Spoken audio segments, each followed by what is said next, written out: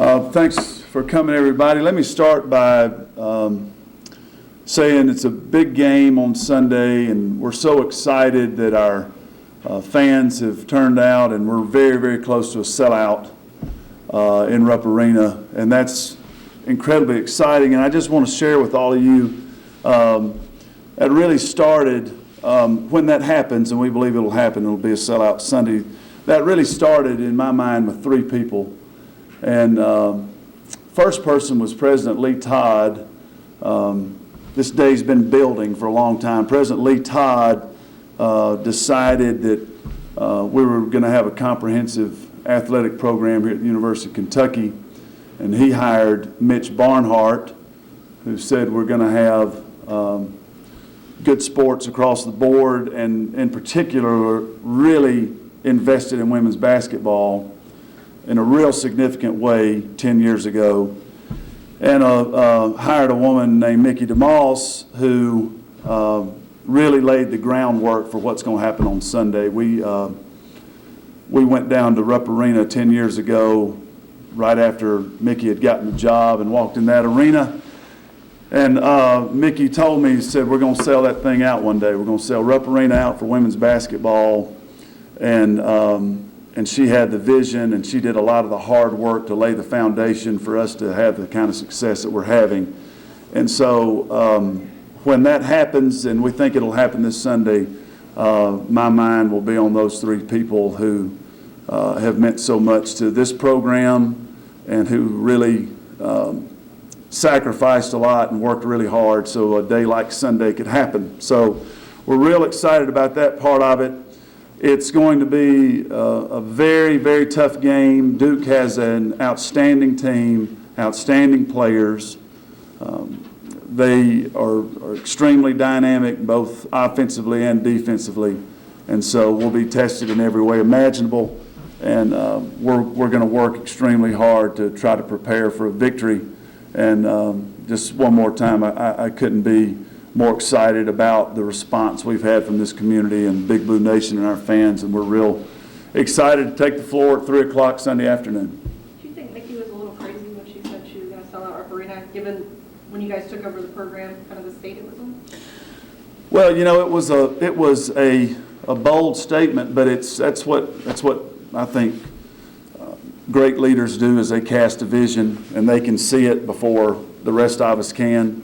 And it was sort of hard to believe at the time, because we were just the state that everything was in. It was hard to imagine that could happen. Especially, we'd been on the other side of it. I'd been at Florida and at Tennessee, and Mickey had been at Tennessee, and he'd been in Memorial, and there weren't a lot of people at the games, and so that was a pretty remarkable statement at the time. But Mickey is why she was so good. I did believe it at the time, and it just goes to show you just keep working, and it's happening now. So I don't know anybody that could have done a better job in the 4-year time that she was here to really transform it into a place that you at least had a chance to be competitive and to be good, and just real grateful to her for that. Matthew, in terms of Nick's visions for the program, obviously playing in the Coliseum, you look at your home record, it's been really good to you. But is there a point where the program grows to such a point that you have to revisit playing more in Rupp? I think that's a legitimate question to ask, and it's certainly something that we have to think about. But I think that day comes when, and listen, we've had tremendous support and crowds here, but I think when demand exceeds supply, then you really start thinking about moving down there. And so until that happens, I think our plan going forward would be, I think it's working well with what we're doing. You might possibly add a conference game down there and play 2, but I'm telling you, it's going to take somebody, it's going to take my bosses to tell me to leave Memorial Coliseum. Memorial's an awesome place to play, and we've had great success there. And I think it makes a day like Sunday very special. It's, one time a year, and people get excited about it. A lot of people, that's the only game they come to, and so it's working well for us. But Rupp Arena is a great venue, as we all know, and it's exciting to be down there Sunday. When you hear about those kind of dreams to play in a place like that way back when, I mean, I guess it kind of pushes you to put that kind of product on the floor, but how did that kind of jumpstart a marketing team within you to really promote the program?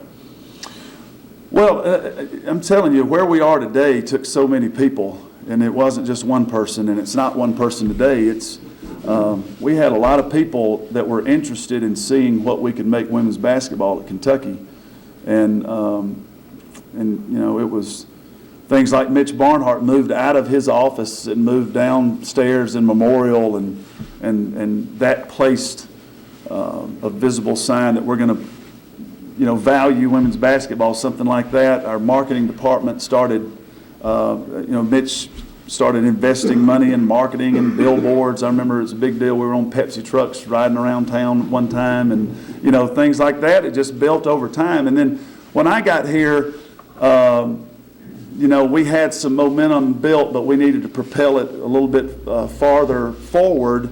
And, you know, out of desperation, we started this up-tempo style of play. And I think that's played a big part in people's interest in the program.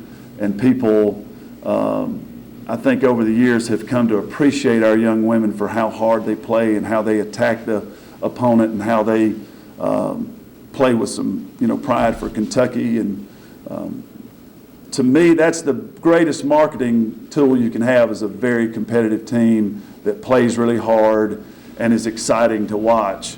And you can put up all the billboards you want to and run all the promotions you want to. You need to have something on the floor that people can connect with and want to come watch. And we've been very fortunate to have players that would pay that price over the last 5 years and make this possible.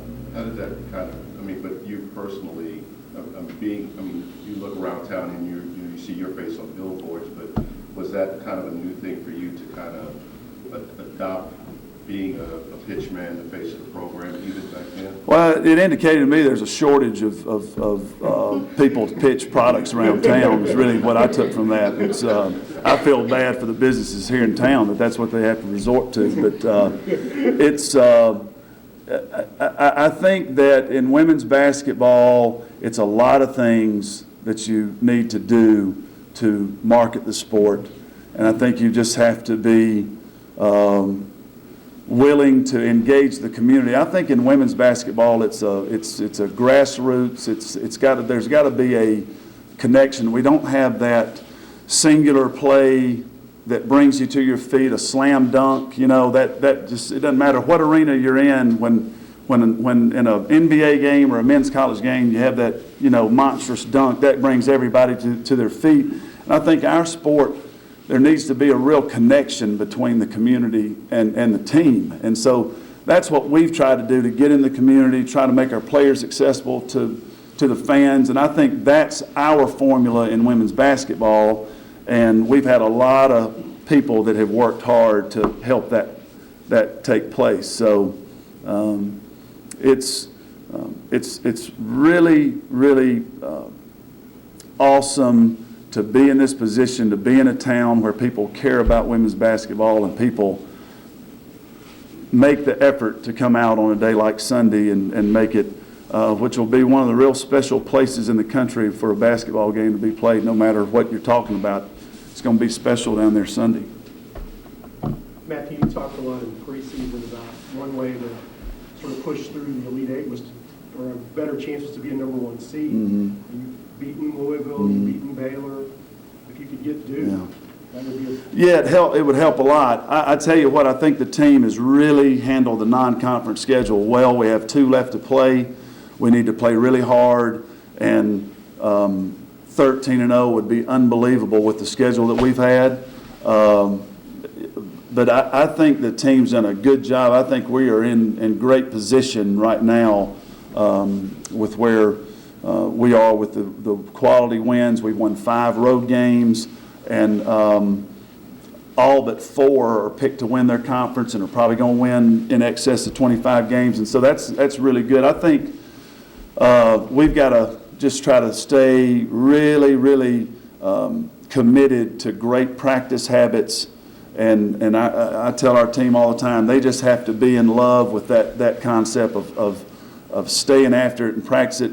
You know, we have a very unique style of play where you have to be very sharp, you have to be mentally sharp, you have to be mentally tough, you have to be physically well conditioned, and you have to maintain that over the course of the season. So we're not going to just show up and beat anybody. We've got to really prepare well to do that, and they've done that so far, and I think if we'll just stay with that, we'll have a chance to get a number one seed. Is, you know, the outcome we'd like. I think we need to stay more in tune with the process right now, but the way you get a number one seed is you win games, and you win games, and we have a great schedule.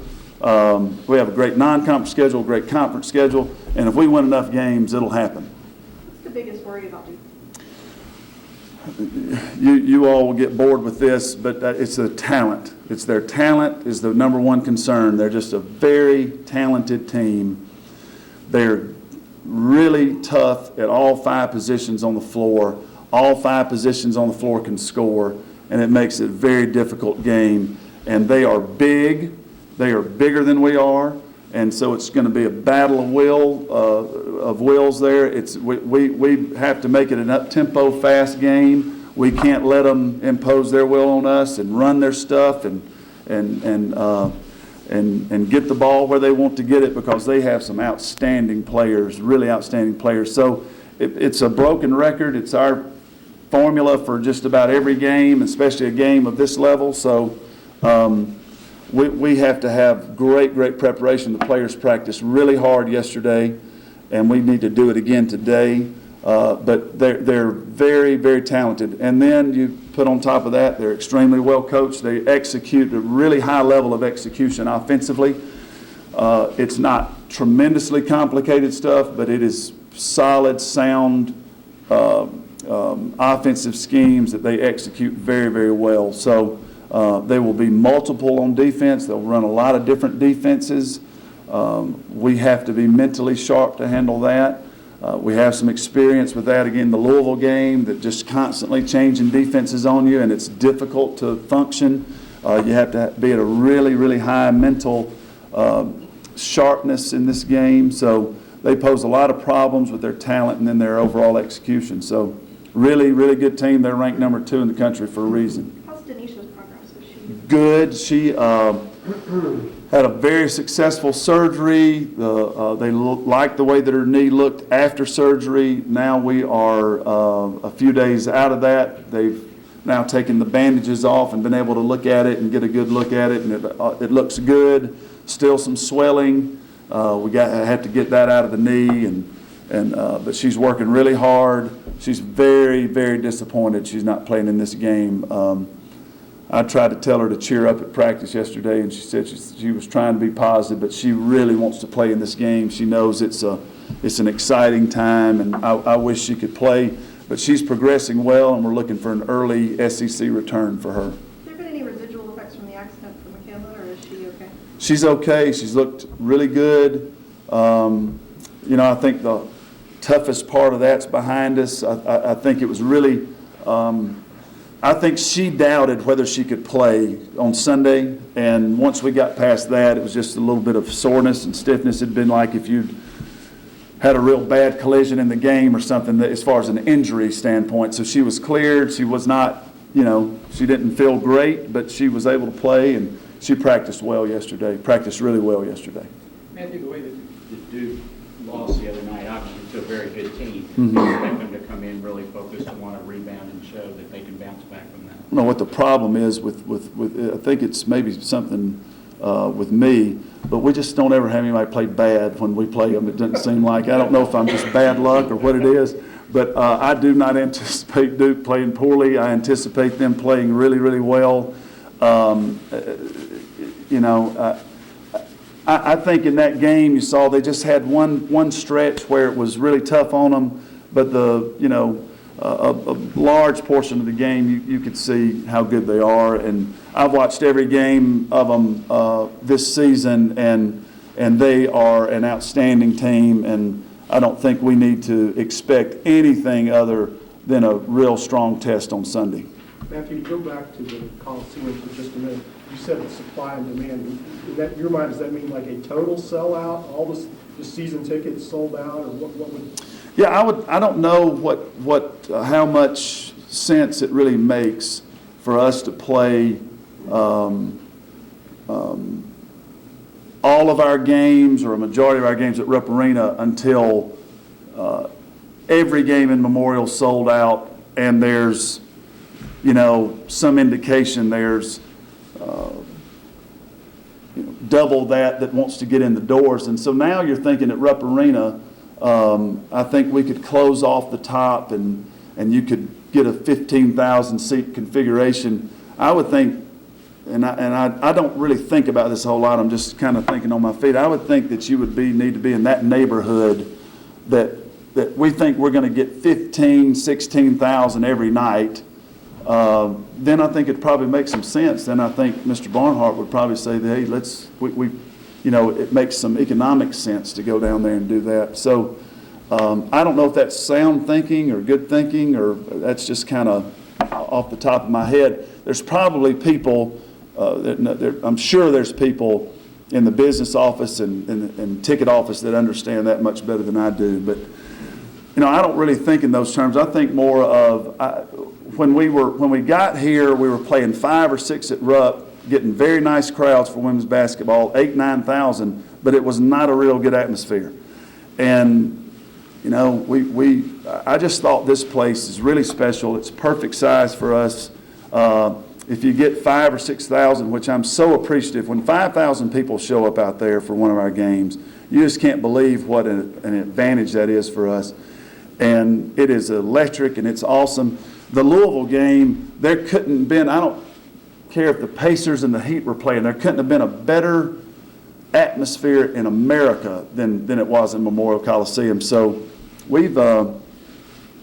I don't spend a lot of time talking about it or thinking about it, and I just sort of think that people who are a little bit more expert in that area would come to me at some time and say, hey, Matthew, we probably need to think about this. So that's probably how that would work. The second half slump against East Tennessee last out, the offensive slump, when you went back and looked at it, what did you see? And were there any old tendencies they were going back to maybe? Yeah, it was just a total lack of aggressiveness and totally out of character for this team, and it just wasn't a great effort, and it just was not where we needed to do. We watched it yesterday, some examples of it, and the first half was really aggressive. First half was real similar to what we've been doing all season, and second half just decision-making went way down, effort went down, none of the things that you want to see. But, it's a long season, and they are working hard, and, I will continue as a coach to try to avoid situations like that, and just, hopefully we can line up one season and play with perfect effort every half. But, my experience is this team has given a supreme effort in relation to other teams. And second half Sunday was just a poor showing, lack of focus, and we know we have to get better from that. But I don't think that's going to be an issue on Sunday. We certainly won't be trying to practice that way. We're trying to explain to them how important their aggressiveness is. And if you're not aggressive against Duke, it won't be good. So we really have to push the tempo. The point guard needs to make a good decision every time down the court. The post players are huge in this game. We're going to be probably a little bit shorter, and lack of some size in the post. So we really need to make it an up-tempo, fast-paced game, and need to make some really good decisions offensively in transition. That's what really hurt us. Was just our focus started to wane, and we need to be really sharp Sunday. When you guys would have offensive struggles in the past, you had Victoria Dunlap you could usually get a layup from, or Audie Mathis could create her own shot. Is there one of those players emerging on this team? Somebody you can just give the ball to and maybe get some points when you need them? Yeah, I think that the 2 point guards, I feel really good about them being able to get their own shot. Janae has incredible change of pace, can freeze a defender and can get herself open. Jennifer's got a variety of things that she can do. She's got a really nice step back that can create a shot.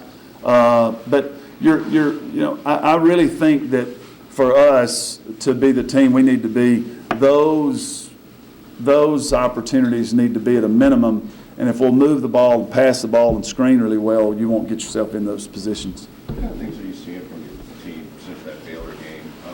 Any kind of encouraging trends maybe in terms of their determination, anything like that, their attitude? I mean, how big was that? Yeah, I think that we are a pretty close team. I think the girls really care about each other in a way that makes it important for everybody to succeed, and that's extremely valuable, I think, for our team. The way that we play is so team-oriented and so reliant on all 5 players doing well that I really think for us to be at our maximum level of success, we need to care deeply about each other. And this team seems to have a good time together. They seem to be able to work through conflict in a healthy way. They don't seem to hold grudges. We have all sorts of conflict from time to time. They're very competitive people, and so there's conflict on a team. They seem to resolve that in a pretty healthy manner. That's a good indication of a close team. And then they just play really hard and they cheer for each other. So those things are important. Particularly for us, I think we have to be a close-knit bunch. And so, the Baylor game was great evidence that we could pull together and get through a tough time and win. I thought the DePaul game, to me, was one of the best wins we've had here ever.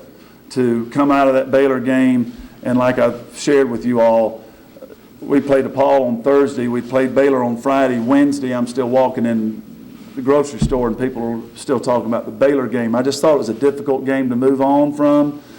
DePaul motivated from getting beat so bad the year before. There's a lot going on there on the road.